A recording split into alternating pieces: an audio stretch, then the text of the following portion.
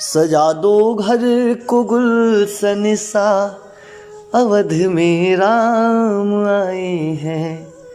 लगे कुटिया भी दुल्हन सी, अवध श्री राम आए हैं। जय श्री राम। आइए भक्तों, एक बार पुनः श्री रामचरितमानस के बालकांड के अध्याय के शुरुआत करते हुए प्रभु श्री रामचंद्र जी और माता जानकी के चरणों को नतमस्तक करते हैं। आज का प्रसंग श्री रामचंद्र जी माता जानकी के विवाह उत्सव के उपरांत, जब प्रभु अपने भाइयों के साथ माता सीता एवं सभी बहुओं को लेकर, सभी दुल्हनियों को लेकर नगर में आते हैं, अयोध्यापुरी आते हैं। सब माताएं स्वागत करती हैं, सब नर नारी पूजन विधि से सबका स्वागत एवं अर्चना करते हैं, आरती करते हैं। तत्पश्चात रात्रि बेला होती है। सुबह का वृतांत अब मैं बताने जा रहा हूँ। आइए ध्यान लगाकर सुनते हैं। दोहा के साथ साथ व्याख्या हिंदी में रहेगा। तो आइए एक बार पुनः प्रभु के चरणों में नतमस्तक होते हुए भक्ति में महासागर में गोता लगाते हैं। किन्हीं सोच सब सहज, सुचि सरित पुनित नहाई। प्रातः क्रिया करी तात पही, आए चारियु भाई। स्वभाव से ही पवित्र चारों भाइयों ने सब शौच आदि क्रिया से निवृत्त होकर पवित्र सरयू जी में स्नान किया है और प्रातः क्रिया वंदना इत्यादि करके पिता के पास गए हैं। बाबा लिखते हैं कि भूप बिलो की लिए उरलाई, बैठे हर्षि रजायु सुपाई। देखी राम सब सभा जुड़ानी, लोचन लाभ औधि अनुमानी। राजा ने देखते ही अपने हृदय से सभी पुत्रों को लगा लिया है। तदंतर वे आज्ञा पाकर हर्षित होकर उनके साथ ही बैठ जाते हैं। श्री रामचंद्र जी के दर्शन और नेत्र की लाभ की बस यही सीमा है, ऐसा अनुमान लगाकर सारी सभा शांत हो गई है। प्रभु श्री राम के तेज को देखकर सब शीतल हो चुके हैं, अर्थात सब तीनों प्रकार से ताप सदा के लिए मिटा चुके हैं। पुनि विशिष्ट मुनि कौशिक आए, शुभ आसने मुनि बैठाए। सुतन समेत पूज पद लागे, निरखी राम दो गुरु अनुरागे। फिर मुनि वशिष्ठ जी और विश्वामित्र जी आते हैं। राजा ने उनको सुंदर आसनों पर बैठाया है और अपने पुत्रों समेत उनकी पूजा करते हुए उनके चरण कमलों में सेवा करने लगे हैं। दोनों गुरु श्री रामचंद्र जी को देखकर प्रेम में आनंदित हो जाते हैं। कहीं वशिष्ठ धर्म इतिहासा, सुनहि महेश सहित रनिवासा। मुनि मन अगम गादि सुता करनी, मुदित वशिष्ठ विपुल विधि बरनी। वशिष्ठ जी ने धर्म और इतिहास कहते हुए राजा रनिवास सहित सबको सुना रहे हैं और बोलते हैं कि जो मुनियों के मन को भी अज्ञ है, ऐसा विश्वामित्र जी की करनी है। वशिष्ठ जी ने आनंदित होकर बहुत प्रकार से विश्वामित्र जी का वर्णन किया है। बोले बाम देव सब साची, कीरति कलित लोक तिहु माची। सुनि आनंद भयहूँ सब काहूँ, राम लखन और अधिक ओछाहूँ। वामदेव जी बोलते हैं ये सभी बातें सत्य हैं। विश्वामित्र जी की सुंदर कृति तीनों लोक में छाई हुई है। यह सुनते ही सब लोग वहाँ पे आनंदित हो जाते हैं। खास करके श्री रामचंद्र जी एवं लक्ष्मण जी के हृदय में अत्यधिक स्नेह उत्पन्न होने लगता है। मंगल मोद उछाह नीति, जाहि दिवस एहि भात। उमगी अवध आनंद भरी, अधिक अधिकात। नित्य मंगल आनंद उत्सव होते रहते हैं। इस तरह आनंद में दिन बीतने लगता है। अयोध्या में आनंद उमड़ के भरा हुआ है। आनंद की इतनी अधिकता है कि वह अधिकता बारंबार बढ़ती जा रही है। सुदिन सोधि कल कंकन छोरे, मंगल मोद विनोद न थोरे। नित नव सुख सुर देख सिहाही, अवध जन्म जाचहि विधि पाही। अच्छा दिन, शुभ मुहूर्त शोध कर सुंदर कणक खोल दिए जाते हैं। मंगल आनंद और विनोद थोड़ा भी कम नहीं हुआ है। इस प्रकार नित्य नए सुख को देकर देवता सिखाते हैं और अयोध्या में जन्म पाने के लिए ब्रह्मा जी से याचना भी करने लगते हैं। विश्वामित्र चलन नित चाहि, राम सप्रेम विनय बस रहाई। दिन दिन सत्य गुण भूपति भाऊ, देख सराह महामुनि राऊ।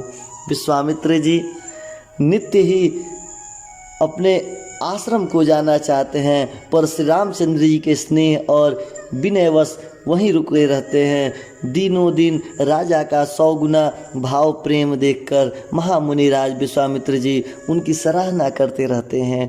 मांगत विदा राउ अनुरागे, सुतन समेत थाड़ वे भागे, नाथ सकल संपदा तुम्हारी, मैं सेवक समेत सुतनारी। गोस्वामी जी लिखते हैं कि अंत में जब विश्वामित्र जी ने विदाई मांगी, तब राजा ने प्रेम में मग्न होकर पुत्रों सहित आगे आकर हाथ जोड़कर बोलते हैं कि नाथ सकल संपदा तुम्हारी, मैं सेवक समेत सुतनारी। अर्थात हे नाथ, यह सारी संपदा आपकी है, मैं तो स्त्री पुरुष सहित आपका ही सेवक हूँ। ऐसा कहते हुए विश्वामित्र जी के सामने पुत्रों सहित राजा दशरथ जी हाथ जोड़कर नतमस्तक होने लगते हैं। करब सदा लरिकने पर छोहूँ, दर्शन देत रहब मुनि मोहूँ, अस कहि राव सहित सुत रानी, परे उचरण मुख आव न बानी। हे मुनि, लड़कों पर सदा स्नेह करते रहिएगा और मुझे भी दर्शन देते रहिएगा। ऐसा कहकर पुत्रों और रानियों सहित राजा दशरथ जी विश्वामित्र जी के चरणों पे गिर जाते हैं। प्रेम विहल में हो जाने के कारण उनके मुंह से आवाज़ तक नहीं निकल पाती है। दिन्नी आशीष विप्र बहुभांति, चले न प्रतिरति कही जाती, राम सप्रेम संग सब भाई, आयुष पाई फिरे पहुँचाई। ब्राह्मण विश्वामित्र जी ने बहुत प्रकार से आशीर्वाद दिया है और वे चल पड़े हैं। प्रीति की रीति कही नहीं जा सकती है। सब भाइयों को साथ लेकर श्री राम जी प्रेम के साथ उन्हें पहुंचाकर और आज्ञा पाकर लौट आते हैं। बाबा बड़े ही भाव में लिखे हैं कि नाथ सकल संपदा तुम्हारी, मैं सेवक समेत सुतनारी।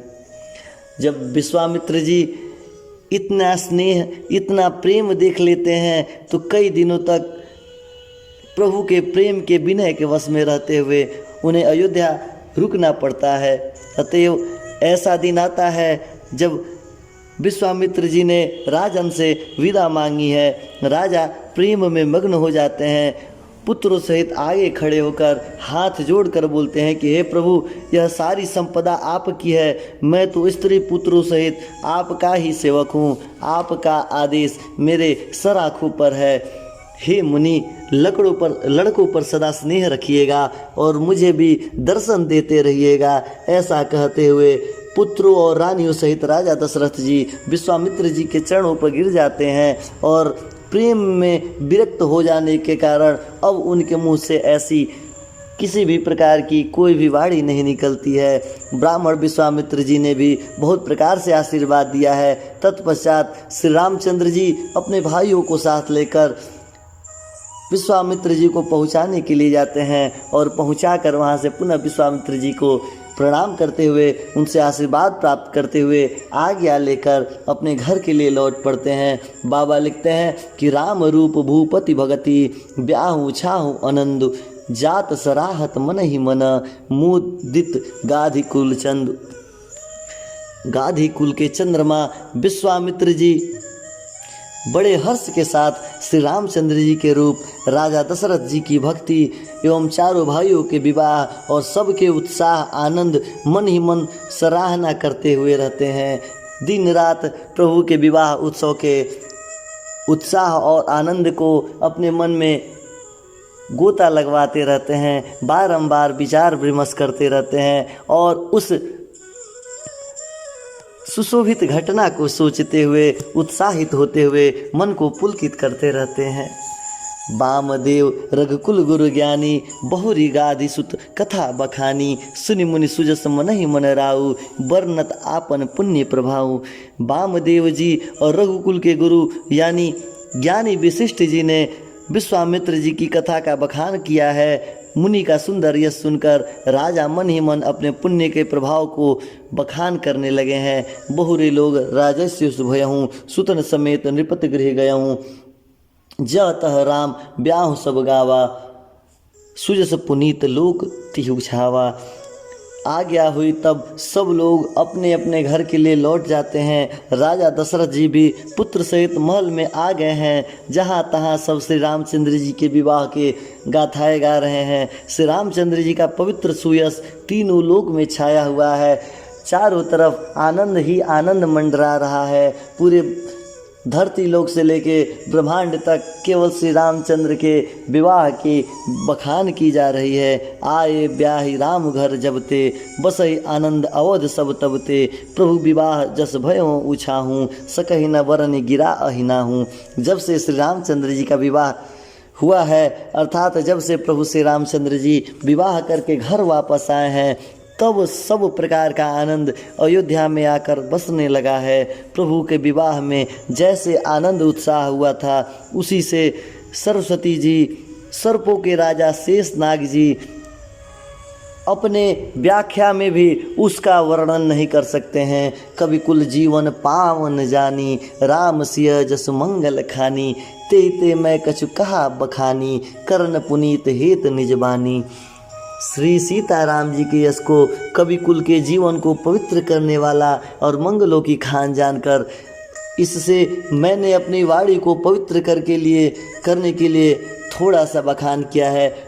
गोस्वामी तुलसीदास जी लिखते हैं कि कवि कुल जीवन पावन जानी, राम सीय जस मंगल खानी।